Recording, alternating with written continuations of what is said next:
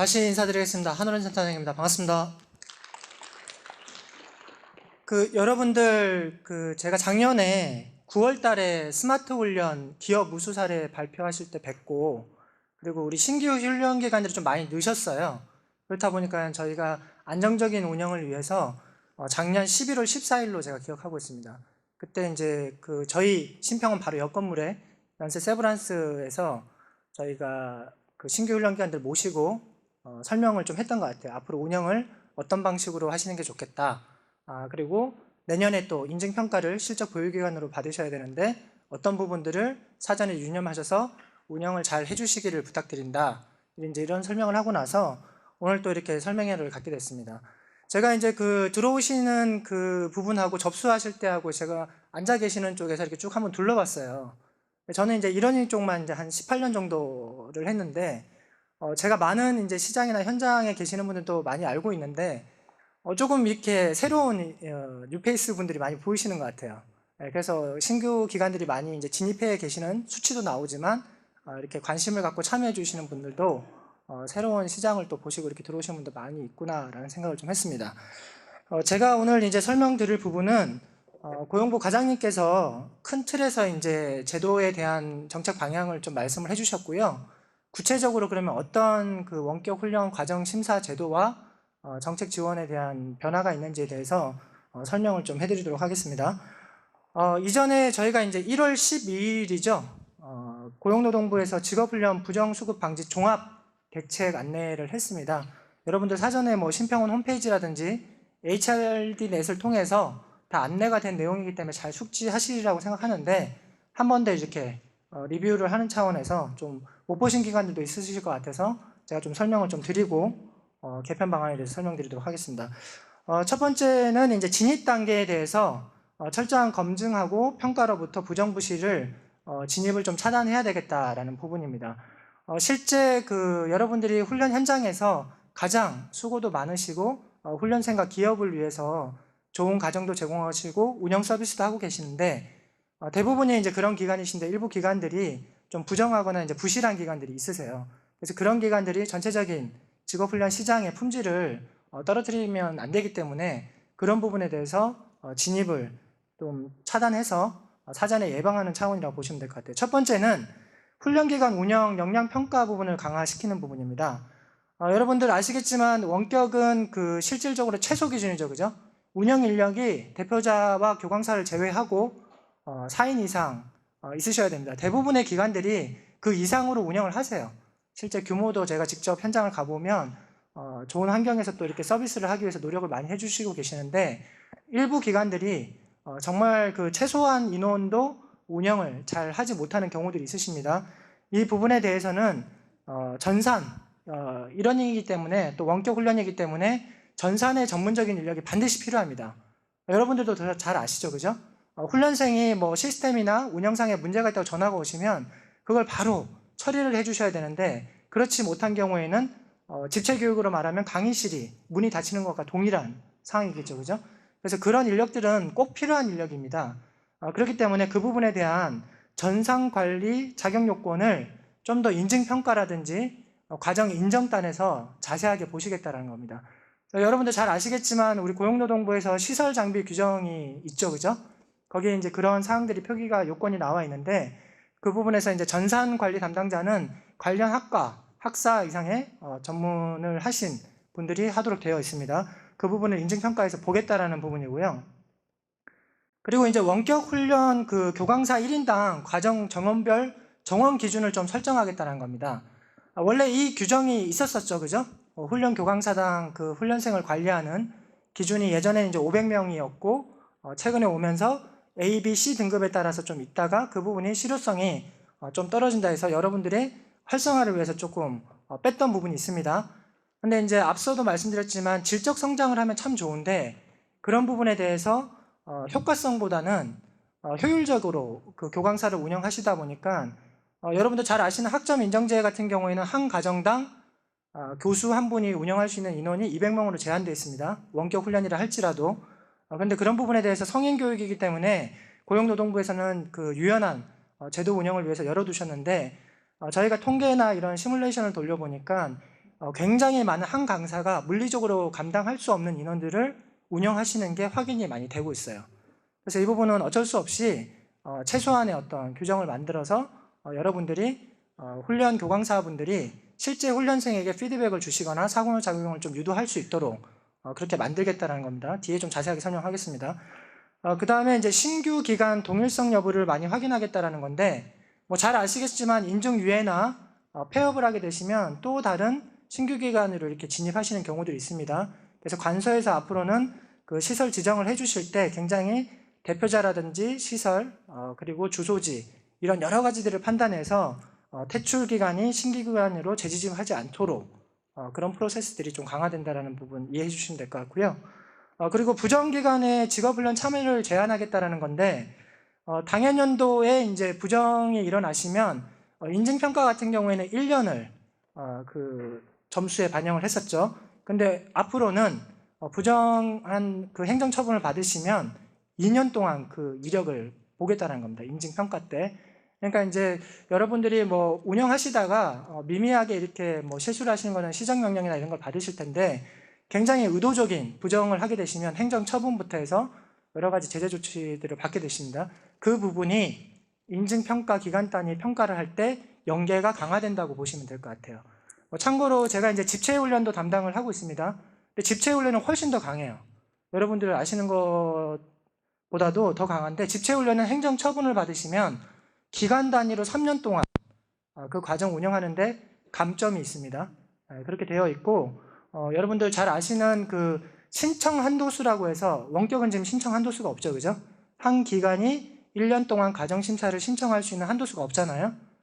그리고 적시에 이렇게 여러분들이 컨텐츠를 개발한 게 시장에 잘 유입될 수 있도록 심사도 이 연간 8차에 걸쳐서 계속 심사를 합니다. 그런 어떤 수급의 원활함을 위해서 저희가 이제 그렇게 제공을 해드리고 있는데, 집체는 이제 1년에 2번 정도 심사를 하고 있고, 신청 한도수도 있지 않습니까? 그런 차원에서 보면 여러분들이 이 좀 제도를 잘, 제가 늘 말씀드리지만 있는 제도를 잘 활용하시면 훨씬 더 이제 규제나 이런 부분들을 굳이 할 필요가 없는 시스템인데, 그런 부분들이 이제 자꾸 문제가 생기면 규제 요건을 검토할 수밖에 없다라는 부분에 대해서는 좀 이해를 해주셨으면 좋겠습니다. 그래서 이제 그 부정 수급에 대한 부분은 2년 동안 그 부분이 인증평가와 연계된다라고 보시면 될 것 같고요. 이제 운영 단계에서는 이제 선진화된 기법으로 부정 훈련을 적발을 좀 체계적으로 운영하겠다라는 부분입니다. 대표적인 게 이제 집체 훈련에서 이제 우리는 LMS로 학습자들의 이제 진도를 체크하고 수강 여부를 확인하는데, 집체 같은 경우에는 이제 수기 출석부라든지 지문 인식이라든지 이런 걸 통해서 하고 있습니다. 그런데 이런 부분들을 좀 더 첨단화시켜서 비콘이라는 시스템을 활용해서 와이파이나 블루투스 뭐 이런 것들, 블루투스를 통해서 훈련생이 참여하고 있는지를 좀 실시간으로 검색할 수 있는 것들을 도입을 하려고 하고 있고요.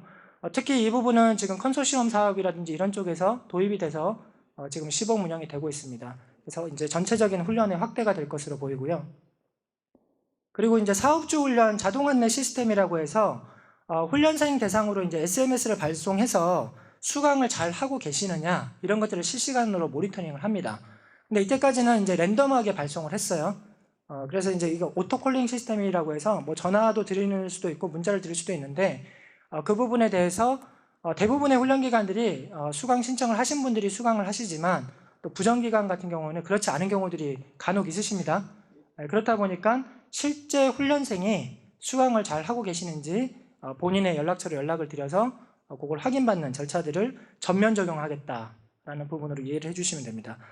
그리고 이제 수강평을 이제 그 실업자 같은 경우에는 훈련 장려금을 받으셔야 되기 때문에 반드시 훈련생들이 기입하도록 되어 있고, 재직자도 지금 현재 시스템적으로 이제 연계될 수 있도록 하고 있는데, 이 부분을 최종적으로 이제 수강평을 입력하시는 게 아니라 수강하시는 도중에 훈련생이 비공개적으로도 본인이 하고 싶은 어떤 운영상의 문제점이라든지 좀 개선돼야 될 사항들을 아실 수 있도록 좀 이렇게 소통하는 채널을 좀 더 강화시키려고 합니다.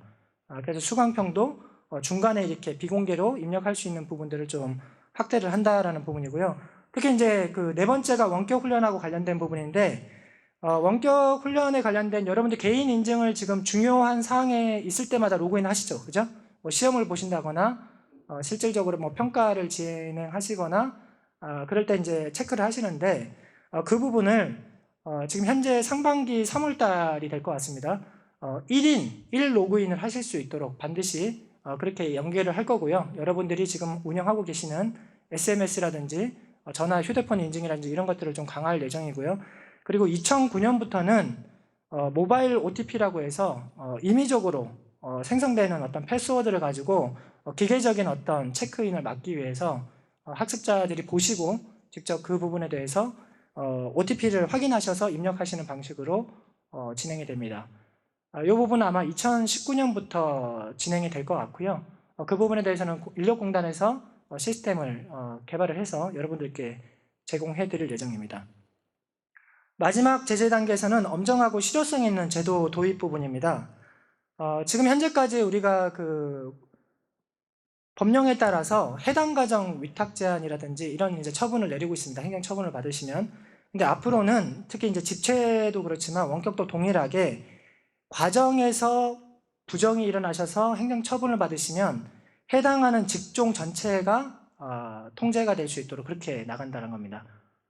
이해하셨나요? 저희가 이제 NCS 기준을 많이 활용하고 있는데 그 NCS 세 분류 기준으로 예컨대 뭐 음식 조리 분야 같은 경우라고 예를 들자면 중식, 일식, 양식 뭐 이렇게 있는데 그 분야에서 만약에 부정이 일어나시면 해당하는 그 세 분류 내에서는 전체적인 그 직종에 대한 가정을 운영하시지 못하도록 그렇게 처분이 좀 강화된다는 겁니다. 효력이.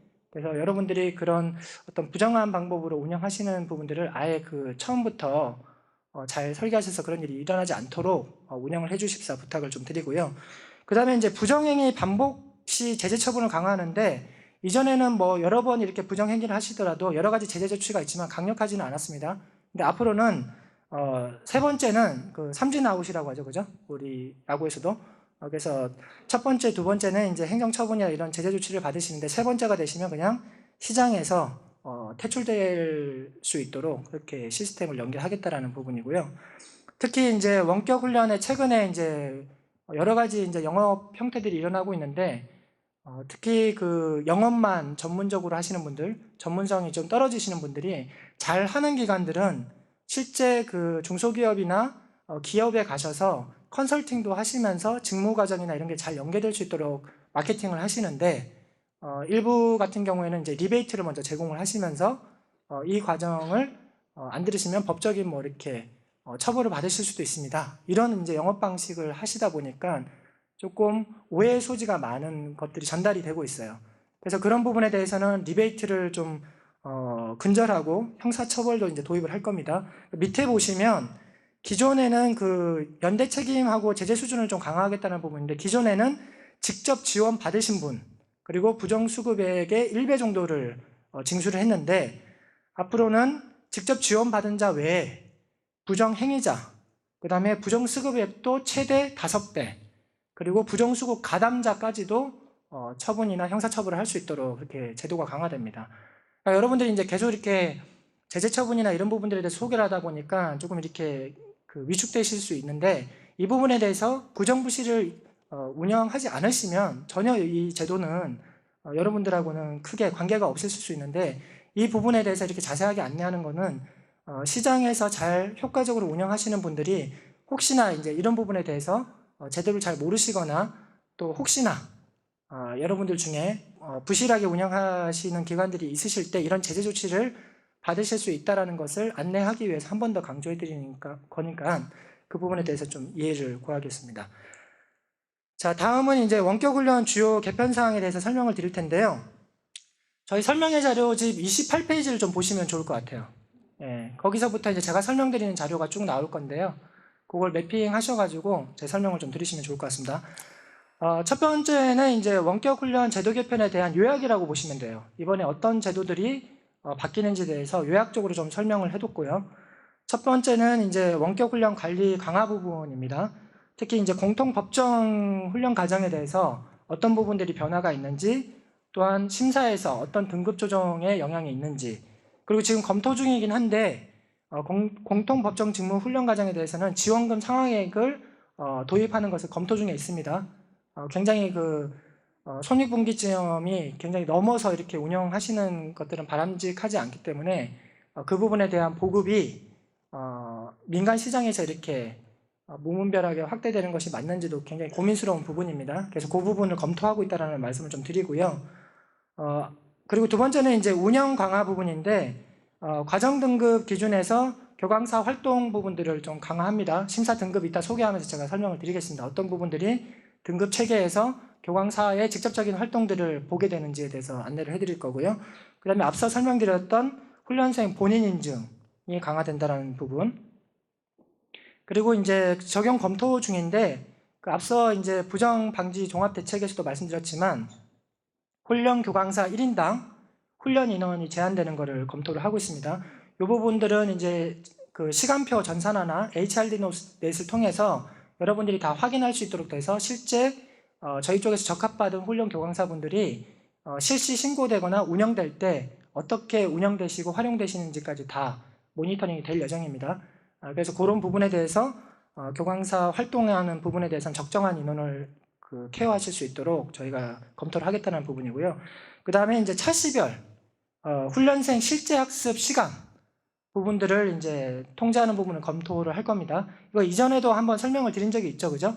그래서 제가 정례 회의 때나 이럴 때 어느 정도 시간이 적절한지도 의견을 좀 여쭤보고 실제 운영을 그렇게 하고 계시는 기관도 있으세요.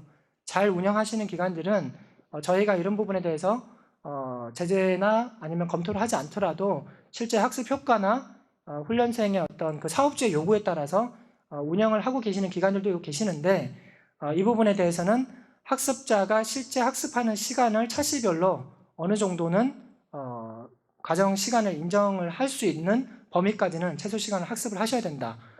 왜냐하면 저희가 2016년도에도 감사 지적을 좀 받았던 사항인데 훈련생이 굉장히 10시간짜리 훈련 그 과정인데 굉장히 짧은 시간에 훈련을 완료를 하셔가지고 처리된 그 이력이 있었습니다. 그래서 그런 부분들에 대해서는 바람직하지 않은 부분들이고요. 특히 그게 정부 훈련비를 시간 단위로 지급을 하고 있기 때문에 그렇게 따진다면은 훈련생이 정상적인 학습을 하지 않고 했다라고 간주를 할 수 있겠죠, 그죠? 그렇다 보니까 그런 부분에 대해서는 지금 타 그 부처에서 운영하고 계시는 수준 정도를 검토를 해서 도입을 할 예정입니다. 그리고 세 번째는 이제 원격 훈련 심사 개선 부분인데요. 스마트 훈련이 실질적으로 2016년도에 저희가 처음 제도를 도입했는데 처음 도입했을 때는 한 20과정 정도가 신청도 되고 운영이 됐어요. 그래서 운영 인력도 한 200~300명밖에 안 됐었는데 작년에는 60과정 정도가 들어왔었고요. 그리고 운영 인력도 2,500명이 넘도록 10배 이상 증가를 했습니다. 그래서 제가 이제 늘 이렇게 설명회나 저희 정례회의 때 말씀드리지만 기존의 원격 훈련이나 이러닝의 루틴한 방식으로 계속해서 시대가 바뀌고 훈련생의 어떤 요구가 바뀌는데 그걸 계속해서 끌고 가실 수는 없다라는 겁니다. 그래서 그 부분에 대해서 정부 부처에서는 우리 고용노동부에서는 부처 최초로 스마트 훈련이라는 제도를 도입을 하셨고 그 전에는 이제 스마트 러닝이라는 게 있었죠, 그죠? 그걸 이제 제도화돼서 안정화가 됐었고 그 수준을 넘어서서 효과적인 운영을 하기 위해서 앞서 말씀드렸던 플립 러닝이나 아니면 BLA 효과적인 통합, 가상훈련 어떤 매체 도입 이런 부분들에 대해서는 기존의 인터넷 원격 훈련 단가의 2배, 200% 정도를 지원하고 있습니다. 그래서 기관들도 많이 늘어나고 계세요. 그래서 이런 부분들이 좀 새로운 시장의 개척에 여러분들이 많은 관심을 좀 가지셔야 되지 않겠냐라는 부분에서도 좀 설명을 드리고 거기에 따른 심사 지표도 좀 중복되는 건 제거하고 여러분들이 성과 관리라든지 이런 부분들을 좀 투입할 수 있도록 변경을 좀 했습니다. 그리고 훈련 분류 심사 절차 개선인데 이 부분은 이제 NCS 매핑을 좀 더 정확하게 하기 위해서 여러분들께 이제 도입을 해서 저희가 조정을 해드리는 절차라고 보시면 될 것 같아요. 그리고 상시심사 변경 제도에서 신청 기준을 좀 개선하는데 이 부분들은 여러분들이 좀 더 원활한 심사 신청을 하실 수 있도록 예컨대 뭐 훈련, 교광사를 기존에는 풀에 있는 사람만 등록하실 수 있었는데 앞으로는 신규도 상시심사에 이렇게 훈련 교광사들을 등록하실 수 있도록 저희가 심사 접수를 받겠다라는 부분이고요. 그리고 최근에 조금 이슈가 있었습니다. 그 법원이라든지 검찰이라든지 이런 쪽에서 연락이 저희 쪽으로 오시는데 심사 컨텐츠에 대한 소유권 이 부분에 대해서 사전 확인을 하실 수 있도록 여러분들의 사실관계 확인에 대한 부분들이 좀 인증하는 부분들이 강화됩니다. 그래서 이 부분들은 여러분들이 시스템에 들어오셔서 한번 업데이트를 해주시면 될 것 같습니다. 이제 큰 틀은 이제 요약해서 설명드리는 거 그런 부분들이고요. 세부적으로 그러면 어떤 기준이 바뀌는지를 제가 좀 설명드리도록 하겠습니다. 예, 공통 법정 과정에 대한 지원율 조정 부분입니다. 우리 원격 훈련 그 지원율이 사업주 위탁 같은 경우에는 120, 80, 50으로 되어 있죠, 그죠? 기존에. 근데 우선 좀 말씀드려야 될 게 국회에서도 그렇고 저희가 국정감사 받으면서 중소기업의 참여율을 높이고 재정이 안정적인 대기업이라든지 또 실질적으로 자체적인 훈련 소화가 많이 되는 대기업 쪽보다는 중소기업에 많이 투자를 해줬으면 좋겠다는 게 지속적인 국회의 요구사항이기도 합니다. 그렇다 보니까 그런 차원에서 한정된 예산을 효율적으로 좀 이렇게 필요한 훈련을 실시하기 위해서 대기업 지원율은 기존의 50%에서 40%로 좀 축소를 합니다. 그 부분을 인지하시면 될 것 같고요. 그리고 공통 법정 교육은 기존에 이제 변경된 120, 80, 40%에서 50%를 차감하도록 설계가 되어 있습니다. 그래서 60, 40, 20. 여러분들이 이제 훈련비 단가가 나오면 맨 마지막에 기업 규모별로 지원율이 이제 정해지도록 되어 있는데 우선 대상 기업이냐, 1000인 미만이냐, 1000인 이상이냐 여기에 따라서 이제 지원율이 달리 지원되죠. 그렇기 때문에 그 부분에 대해서 법적으로도 차등 지원할 수 있도록 되어 있습니다. 그렇다 보니까 그 부분에 대해서 변경률이 조정된다라고 인지를 좀 해주시면 좋을 것 같습니다. 여기서 이제 공통법정 직무교육이라고 함은 그 성희롱 예방하고 그리고 개인정보 보호 그리고 산업안전이 있습니다. 작년에 통계치를 보면 산업안전이 굉장히 많이 늘어나는데요. 암만 해도 이제 뭐 세월호라든지 뭐 이런 부분 때문에 산업안전에 대한 중요성이 많이 부각됐는데 아마 그 훈련을 그 해당하는 부처에서도 이렇게 원격으로 하시라는 거는 단순하게 이렇게 시간을 이렇게 채우기 식으로 하신 게 아니라고 생각을 합니다. 반드시 산업안전에 대한 중요한 인지를 하시고 현장에서 그런 문제들이 생기지 않도록 하기 위해서 그런 부분들을 하신 것 같은데 좀 이 부분이 좀 왜곡돼서 지금 서비스가 되고 있는 부분이 있어서 그 부분에 대해서는 저희가 지원율을 좀 낮춰서 조정을 했습니다. 그래서 산업안전 중에서도 그 굉장히 다양한 그 훈련들이 있는데 대상이 좀 특화되어 있다거나 차별화되어 있는 서비스 쪽은 저희가 예외로 하고요. 근로자 및 관리 감독자 정기안전 보건교육, 정기교육 쪽만 저희가 선별을 해서 차등 지원을 해서 진행을 할 겁니다. 그리고 이제 공통법정 직무 과정에 대해서는 앞으로 그 한 차시라도 공통법정 직무 과정에 포함이 되어 있으면 C등급으로 조정이 됩니다, 여러분. 그렇기 때문에 여러분들께서 심사 넣으실 때 해당하는 훈련 대상의 목표, 훈련 내용, 대상 이런 부분에 대해서 분류를 잘 하셔가지고 집어넣으셔야 되시고요. 저희도 내용심사위원 3심과 저희 심사평가원의 내부 심사자들이 다 확인을 해서 공통법정 직무교육 한 차시라도 포함되어 있으면 C등급으로 조정한다는 부분입니다. 그리고 이제 이 부분은 시스템적으로 관리가 다 되게 되어 있습니다. HRD넷하고 연계가 될 수 있도록 되어 있는데 잘 아시겠지만 원격 훈련 과정은 과정별로 코드 관리가 다 되고 있습니다.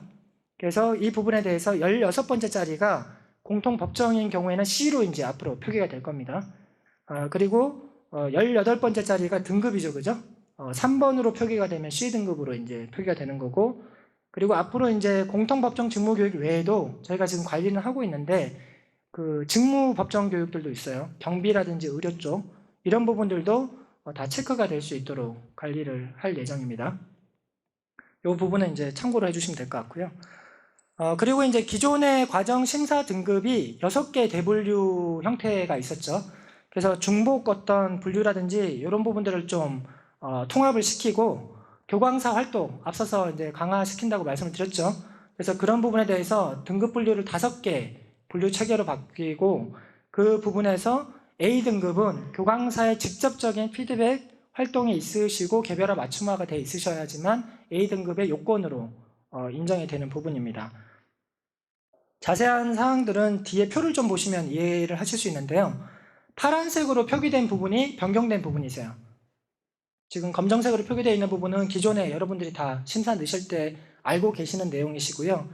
그 말씀드렸지만 공급 정도 부분에서 공통법정이 굉장히 많이 시장이 보급이 되어 있기 때문에 이 부분에 대해서는 활성 코드로서 한 차시라도 포함되면 C등급으로 조정되는 대상이 된다는 거 설명을 드렸고요. 그다음에 학습 지원 강화 부분이 좀 바뀌었습니다. 교강사의 직접적인 피드백 활동이나 설계가 돼 있으시면 스마트 훈련은 대부분이 다 이렇게 설계가 돼 있어요.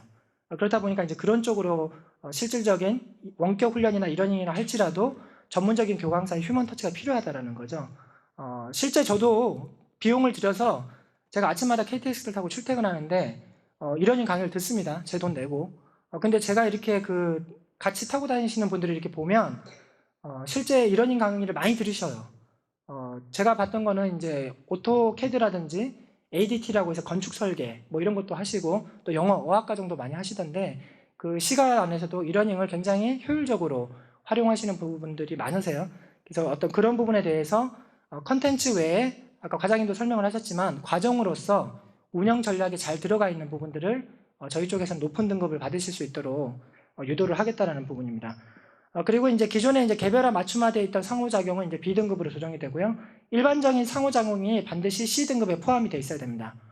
예컨대 여러분들이 동영상 하나 찍어가지고 그냥 올려놓겠다. 적합되지 않습니다. 반드시 학습자가 자기 주도적 학습을 하시면서 뭔가 자료를 보시거나 보충 어떤 자료를 취득하셔서 동영상과 매핑시켜서 학습하실 수 있도록 돼야 된다는 거죠. 그죠? 근데 사실 이 부분은 기존의 기관들이라면 잘 알고 계세요. 실제 그렇게 설계를 다 해서 들어오시고 근데 그런 부분에 대해서 조금 준비가 안 되신 기관들은 잘 숙지를 하시고 심사 신청을 넣으셔야 부적합이 없으실 수 있다. 이 부분을 인지해 주시면 됩니다. 그리고 우편 원격 훈련에서도 스마트 기기 활용하는 과정에 대해서는 보충이나 심화학습을 제공하실 경우에는 저희가 B등급의 요건으로서 인정을 해드리는데 여러분들이 알고 계시는 주차별 학습 활동 알고 계시죠? 근데 그 부분은 인정이 안 됩니다. 그거는 당연하게 이제 서비스로 제공이 돼야 되는 거기 때문에 진도의 일환으로 볼 수 있기 때문에 그 부분에 해당이 아니고 부가적인 자료 그 부분이 설계가 되시면 B등급의 요건으로 해당이 되신다라고 봐주시면 될 것 같습니다. 그리고 이제 훈련생 본인 인증 절차를 좀 강화한다고 말씀을 드렸는데 기존에는 이제 최초 입가시하고 뭐 시험 보실 때 이럴 때만 이제 그 실질적인 로그인이 캡처라든지 이런 걸 통해서 됐었는데 또 개인 로그인이 되셨는데 앞으로는 1인 1일 로그인을 반드시 하시도록 그렇게 의무화가 됩니다. 그리고 19년부터는 앞서 말씀드렸죠. 그 모바일 OTP라고 해서 무작위 문자를 이렇게 만들어서 그 부분을 입력해야지만 실제 진도 인정이 될 수 있는 시스템이 도입이 될 예정입니다. 19년부터.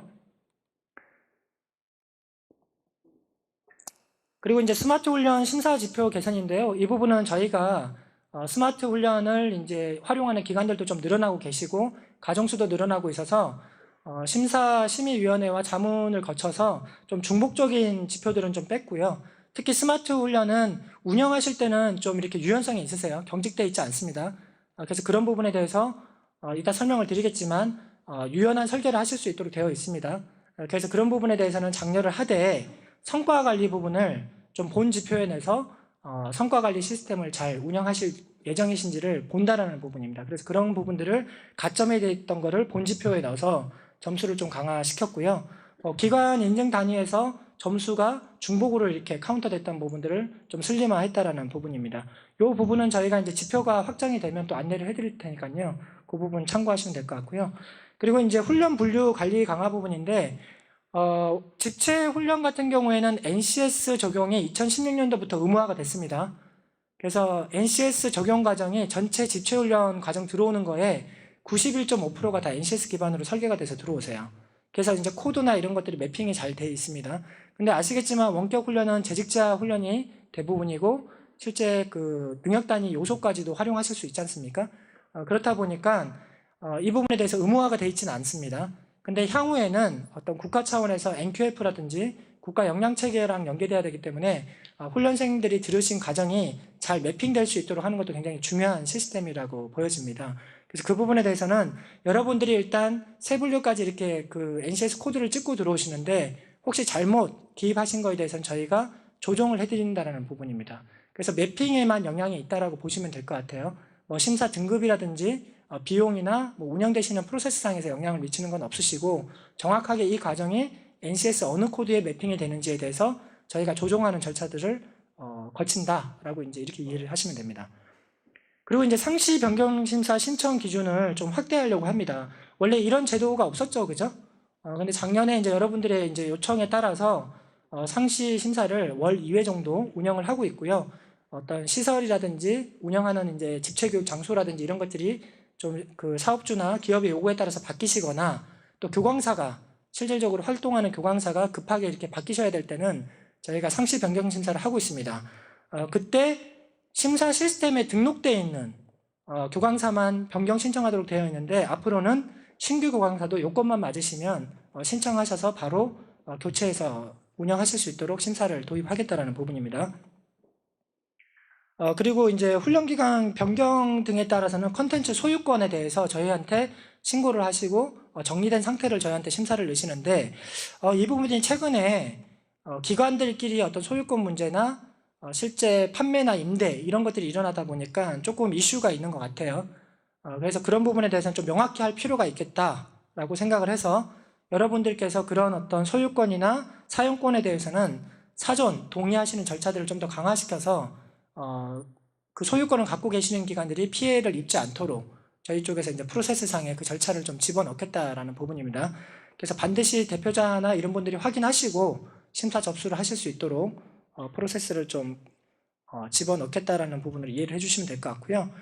그 다음에 이제 저희 심사 신청 양식에 보면 운영하는 기간을 좀 받도록 되어 있습니다. 저희가 이게 이제 참고값으로 받고 있는데 대부분이 원격 훈련 같은 경우에는 4주를 많이 기입을 하세요. 대부분이 한 달 과정으로 이렇게 운영이 많이 되시는데 이 부분이 실시 신고하시면서 좀 바뀌시는 경우들이 좀 꽤 있습니다.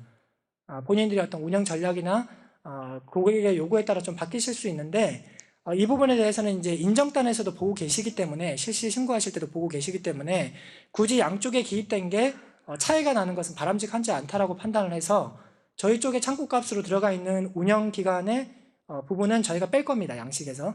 빼서 이제 실시 신고하실 때 정확하게 기입을 하셔서 운영을 하시면 된다라는 거 그렇게 이제 이해를 해주시면 될 것 같습니다.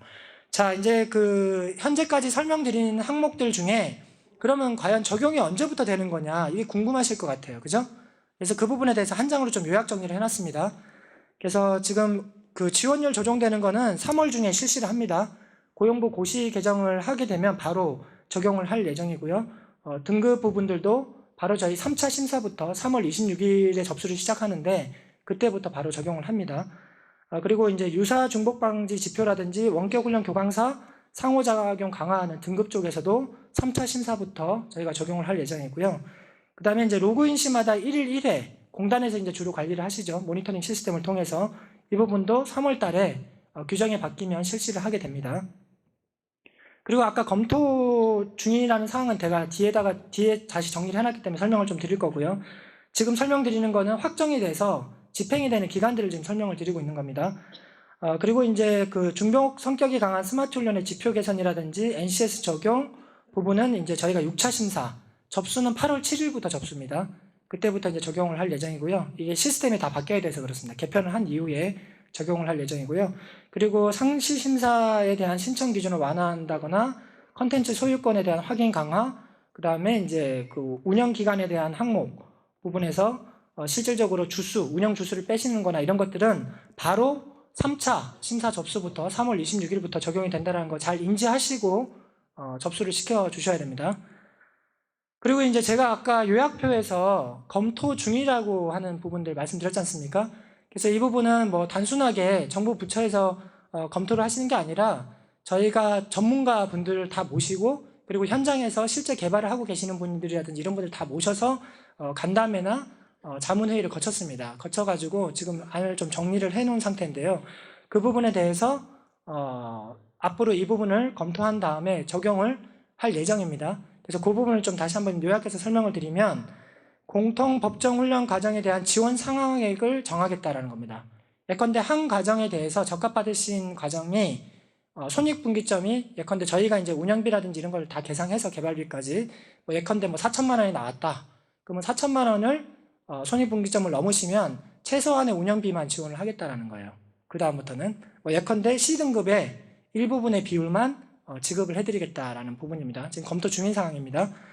그리고 이제 원격훈련 과정 교강사 관리를 강화한다고 했는데 아까도 말씀드렸지만 그 학점 인정제 같은 경우에는 1인 교수당 200명입니다. 근데 성인교육에서 너무 또 이렇게 통제를 하게 되면 시장의 어떤 유연성 부분에도 문제가 있기 때문에 전문가들이나 실제 데이터적인 부분을 봤을 때 적어도 동시간대에 한 훈련 그 교강사가 훈련생을 1000명 이상 관리하는 것은 굉장히 무리가 있다. 실제 잘하는 기관들은 그렇게 운영하지도 않으세요. 저희가 면담이나 간담회를 해보면 자체적인 프로세스가 있으셔가지고 뭐 50명도 넘지 않도록 관리를 하고 계세요.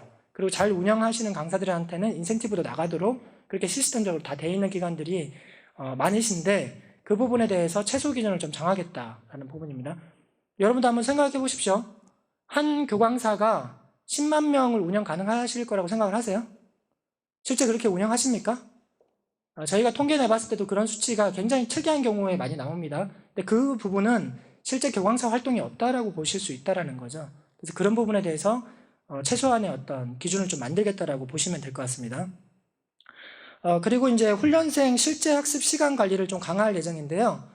앞서 말씀드렸지만 저희가 심사하실 때 뭐 50분을 풀로 채워서 인정해드리는 건 아니에요. 왜냐하면 이러닝이고 원격 학습이기 때문에 본인이 이제 팝업창도 열어보시고 평가도 하시고 실제 그 제출하셔야 되는 것도 있기 때문에 그 부분을 인정해서 25분을 기준으로 해서 타 부처와 동일한 기준으로 인정을 해드리고 있습니다. 실질적인 그 시간을 인정해드리고 있는데 이 부분이 1분도 안 보시고 넘어가신다는 건 거의 뭐 학습을 안 하셨다라고 간주할 수 있겠죠, 그죠? 그래서 이 부분이 감사에서도 그렇고 굉장히 많은 부분에 대해서 지적이 됐었습니다. 근데 저희가 설득을 했었습니다. 성인 학습이기 때문에 평가로서 이 부분은 검토를 하자. 그럼에도 불구하고 이런 사례들이 많이 생겼어요.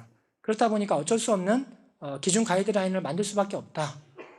제가 늘 말씀드렸지만 그런 부분에 대해서는 여러분들이 자정에서 잘 운영을 해주시면 굳이 이런 규정이나 제도를 만들 필요가 없는데 그 부분이 계속 문제가 생기고 있어서 최소한의 요건을 가이드라인 하겠다는 겁니다.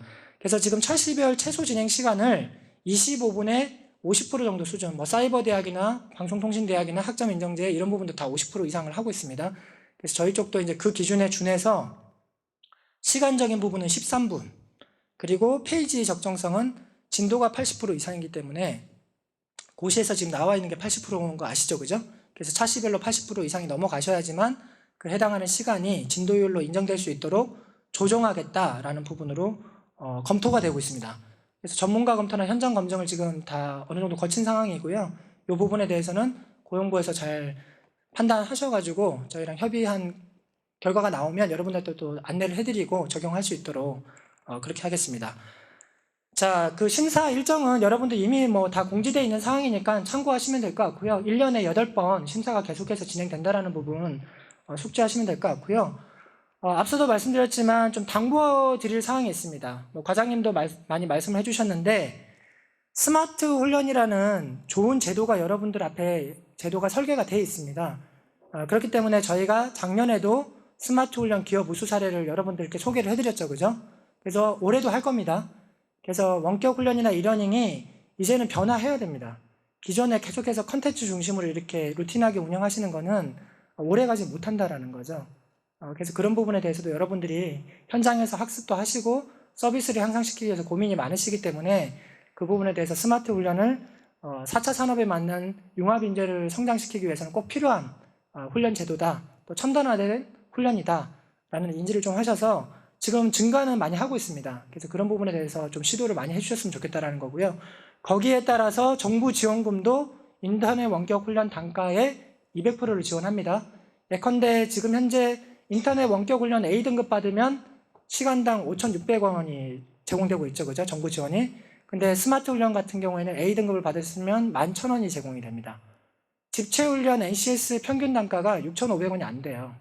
집체 훈련보다도 훨씬 더 많은 비용 지원을 하고 있다는 겁니다. 그래서 그만큼 많은 설계와 공수가 들어간다는 것을 정부에서도 인지하시고 그만큼 정부 재정을 지원하고 있다는 겁니다. 그래서 그 제도를 이따가 설명드릴 텐데 소개나 사례를 좀 잘 들으신 다음에 좀 이제는 시스템 전체적인 서비스 방향을 전환하시는 데 활용을 좀 하셨으면 좋겠고요.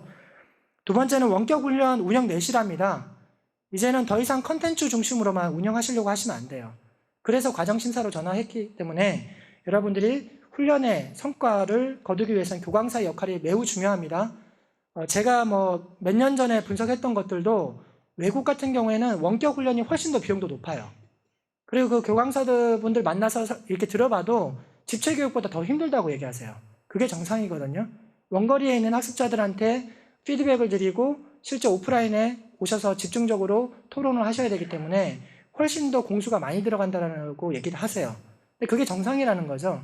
근데 지금은 뭔가 이렇게 시장 자체가 좀 왜곡되어 있는 부분이 있어서 그런 부분에 대해서 관심을 가지시고 좀 설계를 잘 해주시면 높은 등급을 받으실 수 있다라고 이해를 좀 해주셨으면 좋겠고요. 그리고 원격훈련 부정부실 예방이 꼭 필요한 상황입니다. 지금 앞서도 말씀드렸지만 리베이트를 통해서 사업주와 결탁되시거나 그러면 모두가 다 처벌을 받습니다. 이제 형사처벌도 받으시고 실질적으로 뭐 그런 부분에 대해서 처리가 되신 분들이 꽤 있으세요. 그리고 이제 수강 조작이나 부정부실 같은 경우에는 실제 기존까지 수십 년 동안 원격훈련이 이제 97년도에 처음 이제 정부 지원제도로 도입이 됐었는데 그때부터 시작해서 계속 운영을 열심히 해오던 기관들에게도 피해가 간다라는 거예요. 근데 제한된 예산으로 실제 정부가 효율적으로 운영하기 위해서는 잘하는 기관들이 피해를 받지 않도록 하는 것도 의무인 것 같습니다.